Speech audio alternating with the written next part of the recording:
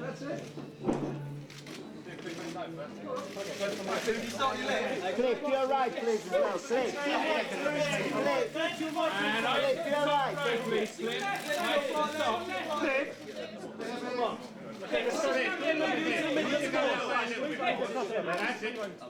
And this is David Gest. Yeah. Okay, now guys. David, I love the billing. Yeah. Look, we're not sure what this is for. Okay, guys, I mean, all clear, straight here for me. David, And then where's your right, please, Jim? Your right-hand side, that's your left, the other way, guys. Over to the right. Just to the right, please. Cliff, just like this. Sorry guys, can we just turn you towards us?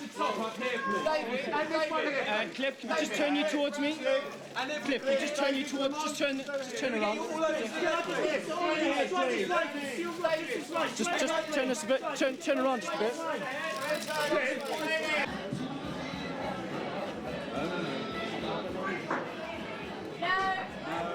Good afternoon, Lou. Now it is. Good afternoon, ladies and gentlemen. Thank you very much for being here. For me, this is such a pleasure. Apart from the fact that a week ago I was on holiday and I saw Sir Cliff Richard. I drank too much rum. After the first course, I fell asleep and didn't get a chance to talk to him. So it's rather nice to be here to apologise for that. But I'm so honoured to be here. David Gest called me up. He said, look, we did that crazy show together. Can you come along? There's this most incredible thing about to happen in music. And I went, okay, tell me more. When he did, I ran here today. It is absolutely wonderful. It's an honour for me to introduce these three incredible men onto this stage. Ladies and gentlemen, not only the fabulous, actually he really is, Gloria Hunniford will tell you, he is one of the nicest men I've ever met. Sir Cliff Richard, Lamont Dozier, and David Gest.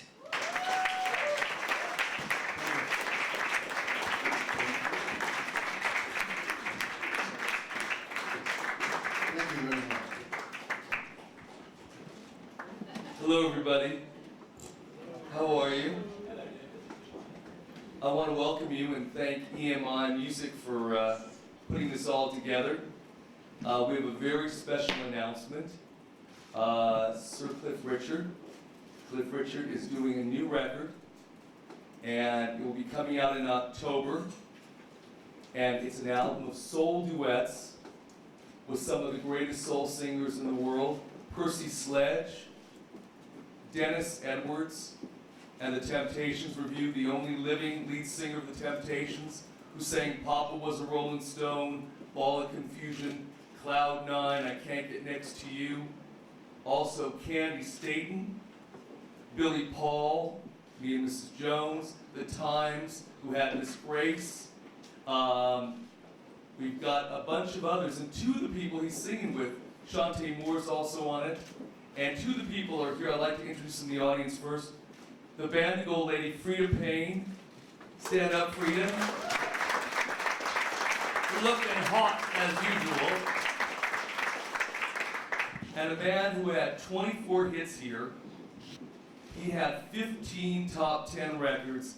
He is the lead vocalist on all the Stylistics hits. The one and only Russell Tompkins Jr. He will be singing with Cliff Richard.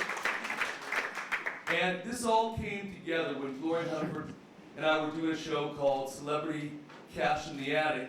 And she said, well, you did. I made her laugh. She kept saying to me, are all these cousins real? And I said, you better believe it. And she said, you should work with Cliff Richard. You should do something unique. And I said, you know, I've always had an idea because I love his voice. I remember when I heard Congratulations and We Don't Talk Anymore, and Suddenly with Olivia Newton-John, and all these great songs he did. And I said, I'd love to do an album because he's got a wonderful falsetto, but he's got a really pretty voice. I'd love to do an album of soul duets with him and different soul legends and some contemporary people like Shantae Moore and a number of others who are going to be announced soon. And so she said, let me get him on the phone. And she did right there as we were taping Cash in the Attic. And he said, I want to do it. I said, okay. Like that, it was done. And that was only about 8 or 12 weeks ago that we talked, and it's come together very fast. And I'd like to introduce the man himself. No need to say what he's done. More record sales than any male vocalist in the history of the UK. True legend, Cliff Richard. Thank you very much. Thank you. Actually, it was more than any female artist as well. No, thank you so much, and thank you for showing your interest by being here today. And Gloria, I do realize that you are the reason why we're here, and introducing you to David, and I will never forgive you. It's certainly, so far, it's been a really different experience for me. I mean, David, as you probably know, is just a firecracker. When he calls about the album, he'll suddenly slip into the concept. When we haven't even recorded the album yet, he already has a concept and an idea of how it should look and who's going to be there. It's been a really, so far, pleasurable trip, and I'm sure will continue. And the thing for me is, when he first mooted the idea over that phone, I said to him, I can't imagine how I could do this, because certainly in Britain, my office is not geared up to sort of prance around America and meet all these famous, iconic people and invite them to be on an album with me. I said, if you can do this, and so far so good, if we can finish this, I will have died and gone to heaven. Because the people that you've met to, Russell and Rita here already, when you think of all the other names, the possibility of singing with all of them, you're talking about iconic people from the history of pop rock music. When you think of that whole Motown area, it's just a dream come true for me. And I have tried to make some changes in the past, in the recent past, particularly since the record industry seems to have taken a total nosedive. Artists have to think of new things to present to the public. It's difficult to be new when you've been singing for 52 years. But you can be new by doing something that's off the wall. No one would have expected me to sing a bunch of soul songs with iconic soul singers, but I'm going to try. I'm going to do my soul, they're going to do their soul, and we should end up sounding soul-licious. That's the name of the album, by the way. We haven't told him, but it's called Soul-licious. Soul and delicious, in case you don't know what it means. And I know that I'm really grateful to what's happened to me over the years. I'd like to mention a couple of names, if you don't mind. For instance, Brian Bennett and Bruce Welch are here, where would I have been had they not been the shadows right there alongside me, and also between them giving me probably more hits than anybody else gave me in my career. Thank you so much. Thank you. And this is a rare thing to say, but there are two disc jockeys here who actually do play my records. Mike Reed and Graham Dean. Where are you guys? Oh, they're right there. So thank you so much for that. And one of the exciting things is that those of you who know about the Motown, all about the Diana Ross, all that era of music, will know the name Holland, Dozier, and Holland. And when David said to me, Lamont, Dozier is going to produce some of the album, half the album with you, I said, you mean Dozier or Holland, Dozier and Holland? He said, the very one. I was so thrilled, I can't tell you, because again, they're names that capture a moment and an emotion that we've all lived through in rock and roll.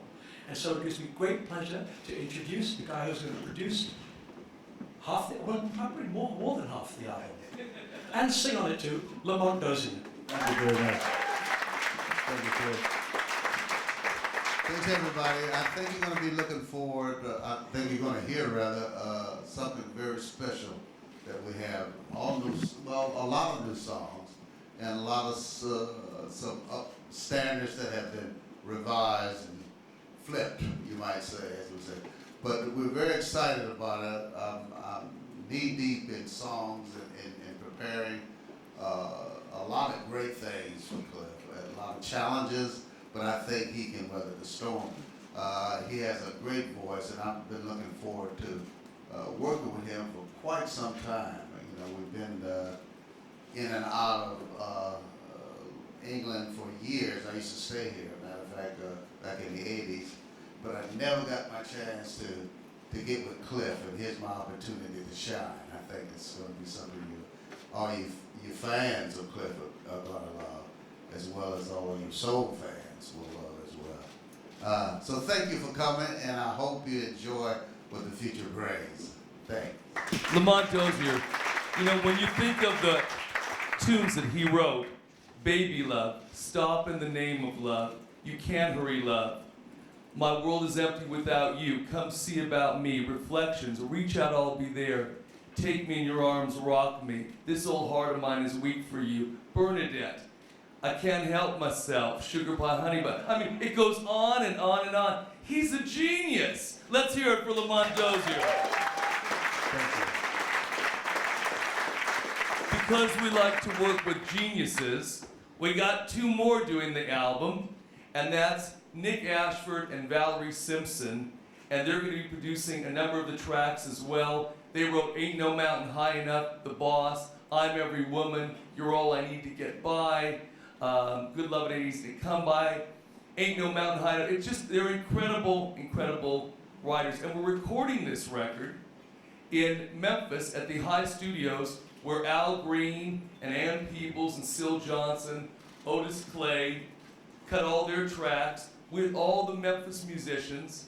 And it's going to be quite an experience, because I used to live there, and I can't wait to introduce Cliff to my housekeeper, Vagina Seaman, who's still there. So that will be an experience, am I right? Are you looking forward to seeing that? Yes.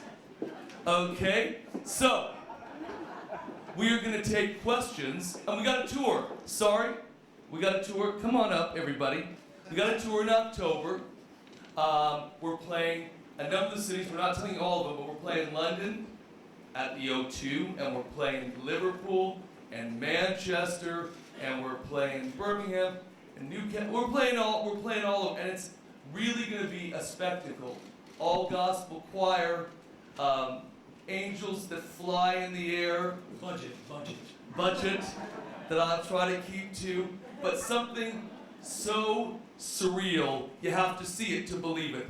So that's coming up, and we're doing a making of DVD of our time there with all of us and Ashford and Simpson and Cliff in the studio. So I think you're going to get to see a lot of the excitement that we create, and especially Cliff, because he's a wonderful man to work with. So we're going to take your questions. Do you have any questions?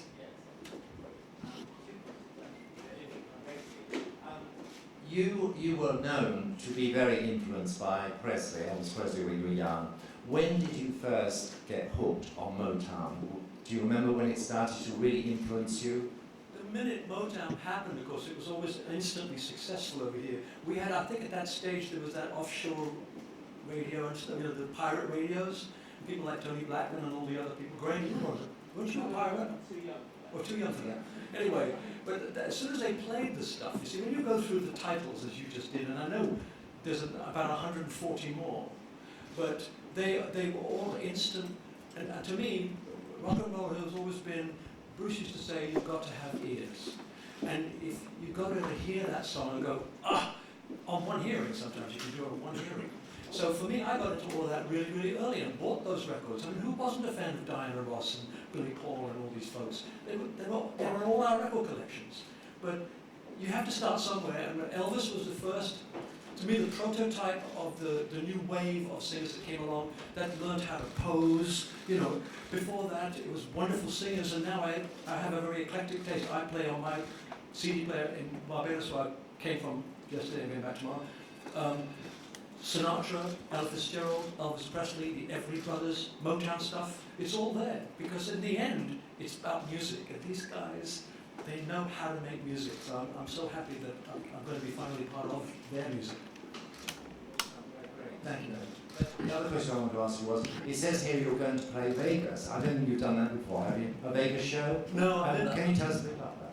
Well, I've been there, and I'm not sure I can tell you much about it, other than when we do the show here to present the album, obviously we'll know very quickly if this is really working. I mean, I think we'll know as soon as we make the record. So once we've made the record and you hear it and it sounds good to us, I'll be very comfortable to do a concert with these folks.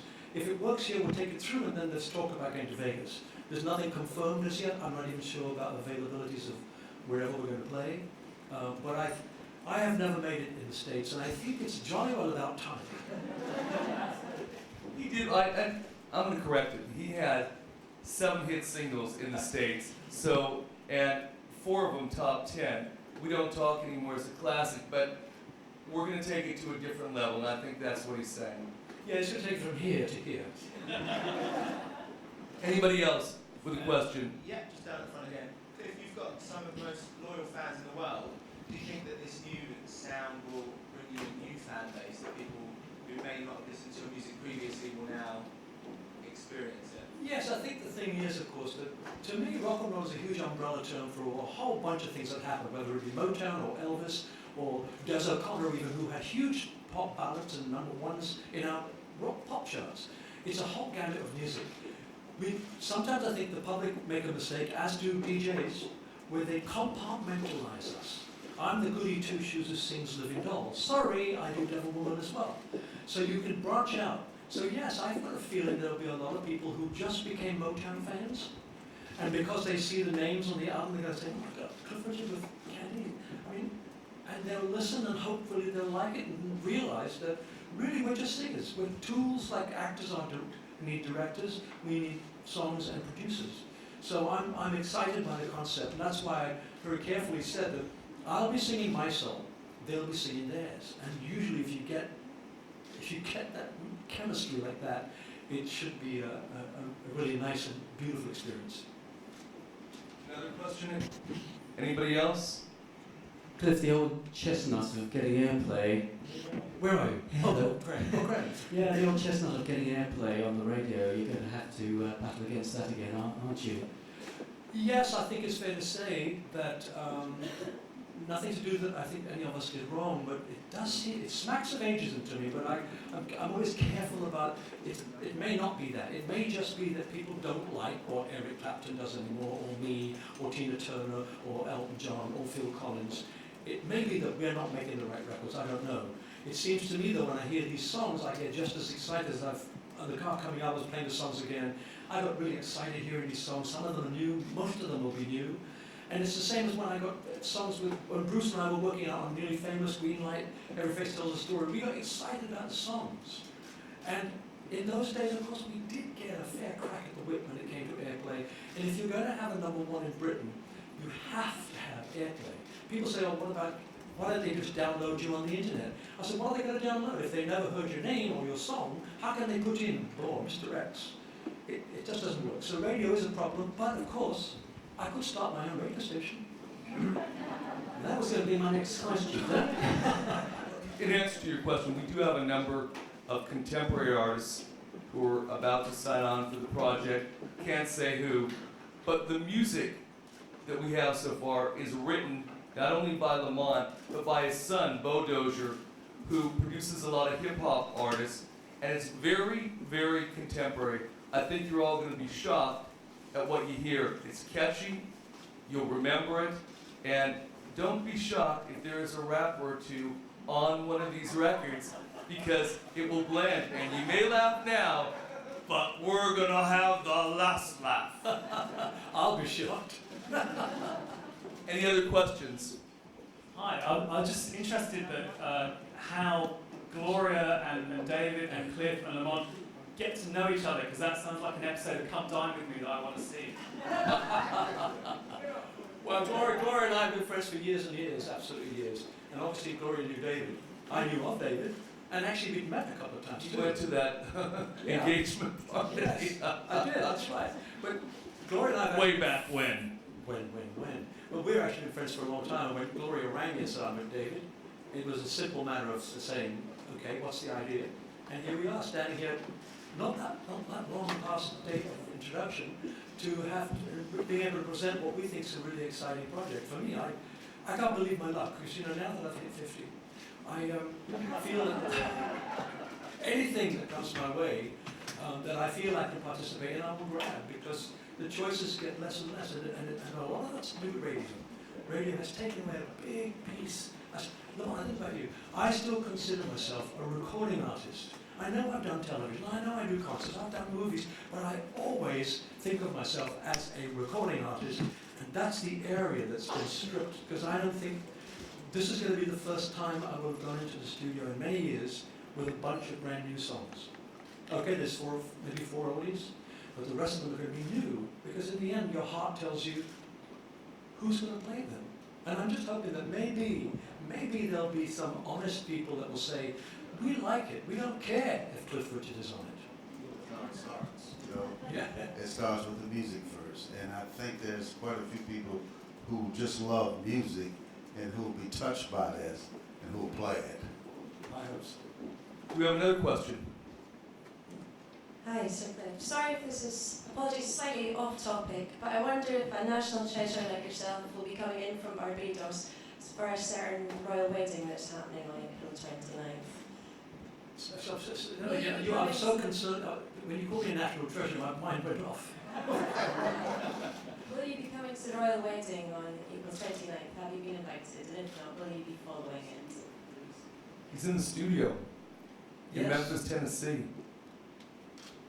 I'll be in the studio, yeah. Recording. Any other questions? Back there? Hi, Alicia from the Daily Express. A question for three of you. Which contemporary stars do you rate today and why? Shall I start? I don't know about, I mean, I always have to wait now for contemporary stars because, as you know, our industry, again, I'm not quite sure when and how this happened, but people come and go so fast. You may love them, but after 2 years you suddenly realize, I haven't heard a thing at all. I tend to wait. So I can only go back. I just think someone who could still sound contemporary, could still be in the charts, and probably is every now and then, is Mariah Carey. When I hear her sing, I can almost hear almost every other girl singing. The new girls, they do a similar thing, but Mariah to me stands out as someone very special. But in terms of contemporary, it's really hard to keep up. I do think, you know, for instance, the X Factor, well, we didn't call it X Factor here, did we? Pop Idol. The only one that survived the years has been Will Young. And that's a rarity. You know, I don't know about how the X Factor guys go in the States, but they come in big. And as soon as they have a record that's just number 2, Bruce, just number 2 is considered a failure. We thought that was a success. And they're dumped. So it's hard to answer your question, really honestly, because until they've been around 5 or 6 years, and then of course you would consider that not contemporary anymore, it's hard to tell. You know, there's people too that are just iconic figures, iconic entertainers, and iconic voices. You know, like we were just talking about the girl.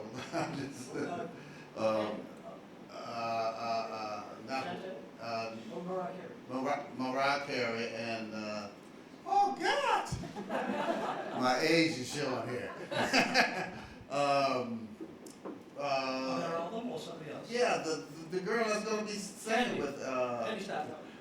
Shantae Moore. We were just talking about that. Excuse me, people. It may not be confirmed yet, so you better. Maybe I'm I talking think I know what he's talking about. Yeah. But in answer to that, I think when you look at singers like Beyonce, in answer to your question, Kelly Rowland, brilliant, and Duffy, Adele is just steaming, and those are great people, and we're hoping to attract some of those type of people. It's not always easy because they're used to staying with people that are, you know, the coolest, the hippest, the youngest, but when they hear the tunes, and I played the tune for somebody in that category, and she went crazy because the tunes are so strong. They've got the hooks, they've got the choruses, they make you sing along, and I think we have a great shot at doing something different. Time will tell. Anybody else? Good question. Anybody else before we wrap it up? Okay. No, I never met Lady Gaga. Well, I wouldn't mind singing with her, but if she can't wear those hats. No, funny enough, mentioning Adele. Adele is number 1 at the moment in the States. And I've only heard a couple of songs, but her voice sounds incredible. That's what I mean. Sometimes you hear people. Who's the girl that won here, X Factor here? She's in the States now doing quite well. Leona Lewis, fantastic voice. Only time can tell, and it's not going to be their fault. My big gripe is that quite often these singers are really fine singers, and something goes wrong either in their support group or radio decides not to play them or whatever, and then they disappear. And I think it's unfair because they're pretty darn fantastic. But I hope Adele can hold her own because she sounded amazing. Unbelievable. Frida Payne, Russell Tompkins Jr., Gabby. Ladies and gentlemen, Gloria, will you you please... come up here because you helped put this together. Will Gloria. you please thank everybody that's up here. The wonderful David Gest. Lamont Dozier. And of course, ladies and gentlemen, Sir Cliff Richard. Thank you all for being here. Thank you all very much. Thanks a lot.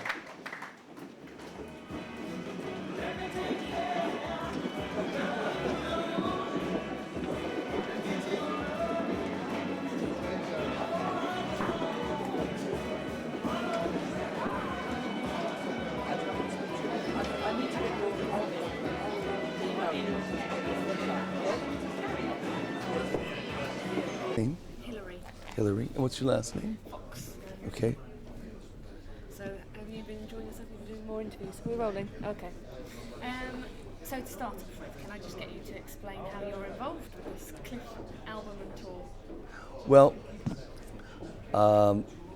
the idea came when Gloria Hunniford and I were doing Celebrity Cash in the Attic. And we raised the most money in the history of the show, let me add. And what happened, she said, you really should work with Cliff Richard doing something unique. And so I have an idea for him. I would love to do an album of soul duets because I've always thought his voice, and he has a real pretty falsetto as well, but such a beautiful voice that we could do something unique. And she put him on the phone. And he was very kind to me when I came out of I'm a Celebrity, Get Me Out of Here. He'd invited me 2 days after the Royal Variety Show that I did to a party, a fundraiser, and he had me sit at his table. And there were so many people there, and I felt very honored that he had me at his table. And I thought, what a gentleman. And I thought this would be a great idea to do a project of soul duets. And that's how it all began. And what do you think is Cliff's enduring appeal? Because, I mean, he's been a star for years and years. He's got a very youthful look, and he's got a great sounding voice. And I think he never ages. You know, that's the key. He never ages. And the public has grown up with him, and he has survived more than 5 decades, which is amazing in a business that's very fickle. And what do you plan to do with the UK tour? You said there's going to be lots of big surprises. I'm going to have an incredible... Can I start that? Yeah, of course. I'm going to have a gospel choir singing. We're going to have the most soulful band you've ever seen. And we're going to have... there's probably some dancers and some very erotic and unique things in the show that make it very special. It's going to be different from anything he's done.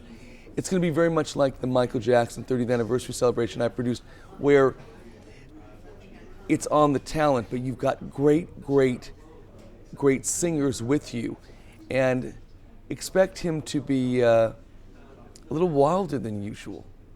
So you're going to sex him up? I don't think we need to sex him up because I think he does that himself. We should all look like him at 70. He's a remarkable man, but I think the music is so hip and today, people are going to be shocked.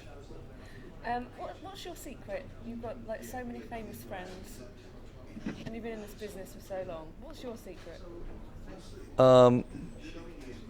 What's my secret? I think I've been really blessed to have a lot of friends who have stood by me throughout the years. And obviously my best friend in the world was Michael Jackson, his brother Tito. And Michael taught me so much about what friendship is. He was not only the most generous guy I've ever met, but he did so much for others. People don't realize this, but he probably helped about 200,000 children who needed prosthesis, arms and legs, who had cancer. He did things without telling anybody. and people are beginning to realize that now. But he taught me the meaning of friendship, and friendship is being there for somebody, whether they're the hottest person in the world or they're not, and not caring what anybody thinks. And I think that's what I learned from him. What kind of friend do you think you are? I think when you're my friend, I'll be there forever.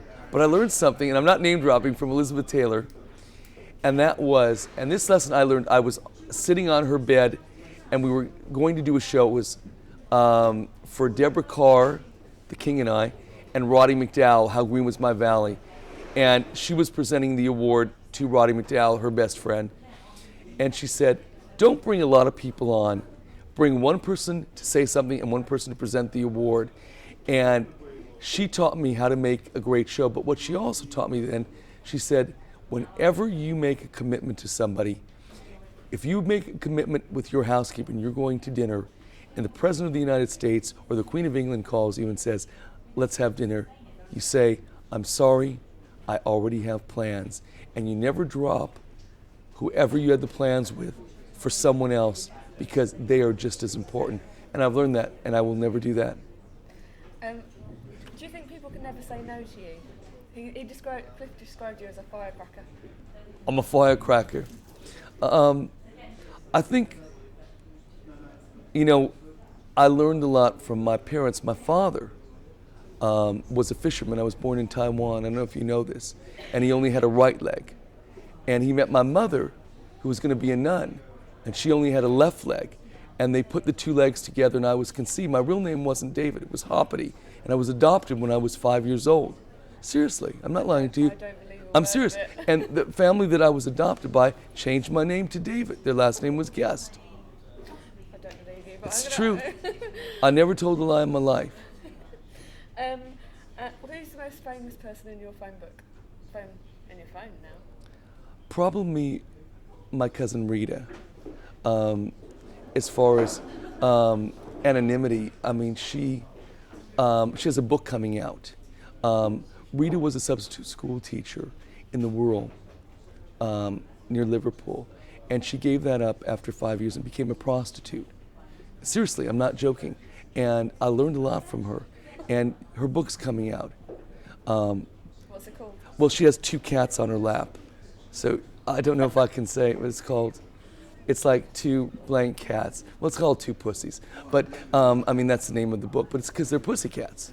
Okay, I'm going to ask you one final serious question. Okay. Are you going to the royal wedding, or are you planning to throw any kind of royal parties? I'm in Memphis recording with Sir Cliff that whole time. I leave in March. We start in less than 3 weeks, and I'm there through the end of May. So I won't be there, but I wish them all the best because I love them, and they make a very elegant couple.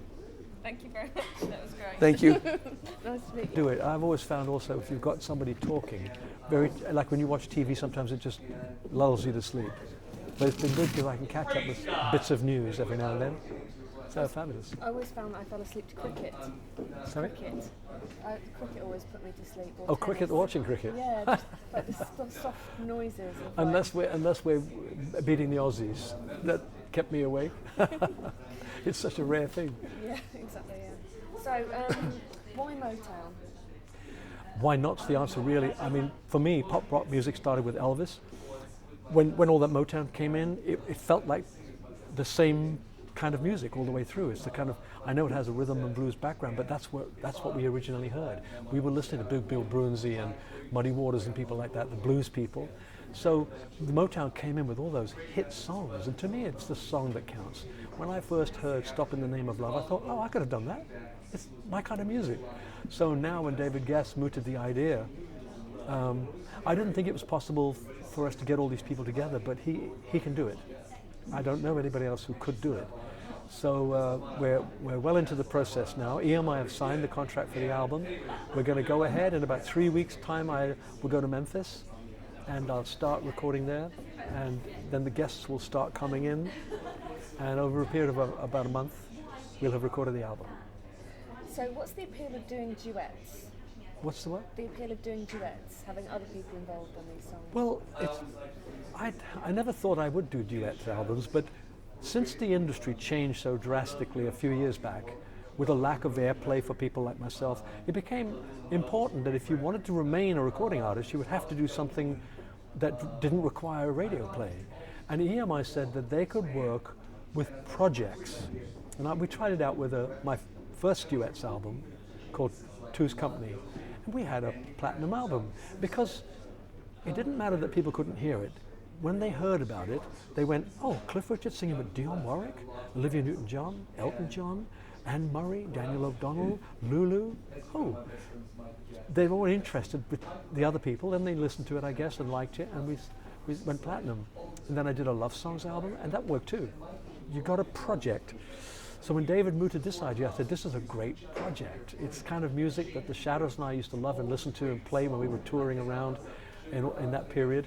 And so, to me, it's a dream to be able to hook my voice in with some of these great singers. I mean, when you think about the Temptations, Dennis Edwards and the Temptations, Russell Tompkins Jr. and the Stylistics, Frida Payne, you all know them. And I know them and love them. So the fact that we're gonna rap tonsils, it'll be great. Now, he did mention rapping in the press conference. He's not going to make you rap, is he? I don't think I'll rap, but I'm not against it. You know, think about all our industry, the music industry in general, which is basically a pop rock melange of things. I always wish we didn't compartmentalize it so much, but I don't know, somebody needs to compartmentalize. But rap to me is a very specific thing, and what it's done, for instance, I mean, it's not my favorite. I don't think I've got a single rap record, to be honest with you. But every now and then I hear a song that's got a rap in it, and it sounds okay. So if we have a track that will lend itself, then maybe it should be done. What I hate is that you do it simply because you know somebody else likes rap. I think the song would dictate what it needs. I've always said that. You think you know what you're going to do with a song, and then when you get to the studio and you hear the arrangement, and then you never heard that piano before, and you hear the piano, and suddenly you're singing it in a different way. So in the same way, if there's a legitimate way of using it, then there's no reason why we shouldn't. It's part of music. But I don't know at the moment whether I hear a song that will take it. Now, you've got such a massive fan base. How do you keep in touch with them? Do you Twitter? Do you blog? I don't Twitter, I do blog, and I've just started a Facebook page. I'm really learning at the moment. I've got lots of help. But I've never got into it because I found that the computer, when I did try many, many years ago, I mean, I did have a computer about 10 years ago. I was at the computer for hours. When I go to Portugal, when I go to Barbados, when I go to America, I am outside. I'm in the gardens in Barbados and Portugal, and I'm walking the streets of New York because nobody knows me there. And I love it there. So I don't want to be tied to a computer. And also everybody that works for me, whether it be the person who accompanies me on trips, tours and stuff, or whether it's the secretaries or the manager, they all do. They do the emails, and I can send an email via whoever's with me. So I haven't really bothered. But the Facebook is an interesting concept. I'm not sure that I'll ever be able to believe that I will have a lot of Facebook friends. I think friends somehow is the wrong word. You know, for me, the people that I've got as friends I can count almost on one hand, maybe two hands. And I call them friends because I've known them for years. We've been out to dinner hundreds of times. We talk on the phone lots. So to me, Facebook is a different kind of friendship, but it is a way of being in touch with people. And my fans have become, I'm very close to my fans, but in a specific way. It's not as, how can I say this without upsetting anybody? It's not like, I've got fans who've become close friends. They are closer to each other than they are to me. Of course they are. They know each other. So in the same way, Facebook gives you a chance to reach other people in a very specific way.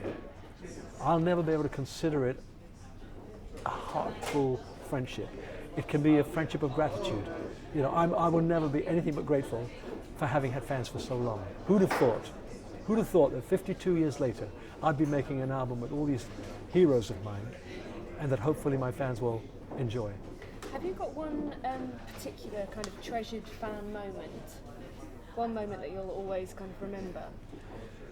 I know you've got so many fans. Well, there are quite a few, but the one that was the most unusual one was I was in Edinburgh playing the Usher Hall in Edinburgh way back, and this huge box arrived, a gift. Now, you know, as pop singers, we get used to gifts. People send us teddy bears and, you know, all sorts of little gifts like that. And this big box came, and I promise you, it was the size of a TV set. And I thought, oh my, someone sent me a television. Anyway, they put it carefully on the floor, and I was just about to open it up when it went, and this girl got out and said, "Can I have your autograph?" She'd got her boss and said, "I'm a big fan, I need to get backstage." And they got this idea together, so he somehow arranged to deliver this box and put it down in my room, and she came out of the box. So that for me was a shock, to tell you the truth, but I thought quite a unique way of getting backstage. Brilliant. And the royal wedding was mentioned in the press conference, but you're going to be busy in the studio, aren't you? I will be in the studio. Will you be interested to watch it where you are? Oh, well, yeah, we'll try and keep up with it. The time difference may make it different, but there's bound to be, I mean, they see it all over America. They will see it all over America.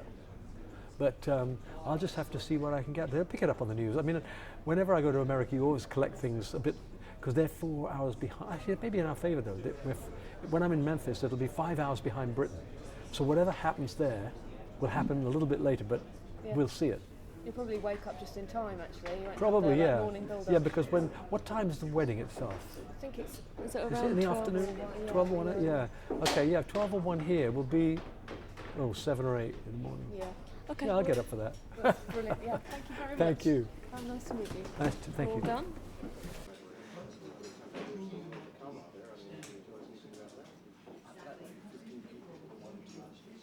Records with it, but I find the song, and then I think I would say, this is anywhere with Richard, certainly with Richard. I'll have a good night.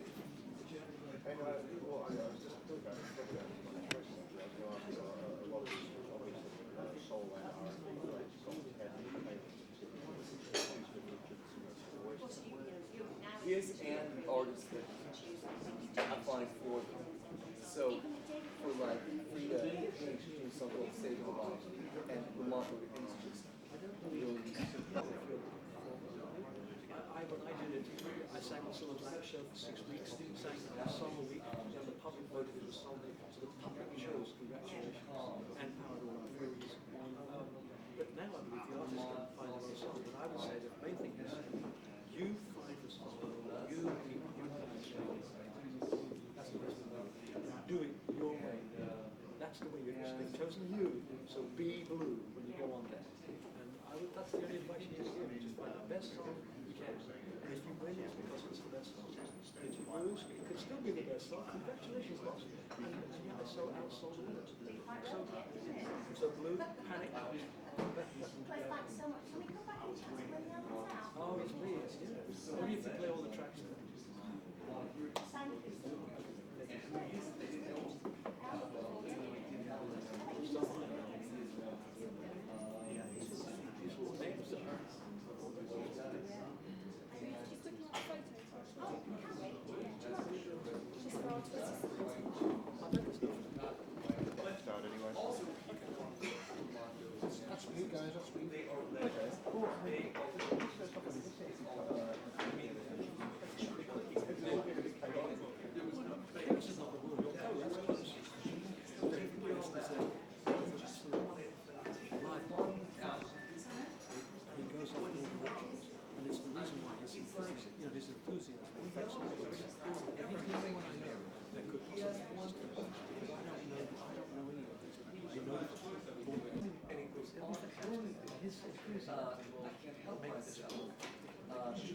Not to mention sing one song.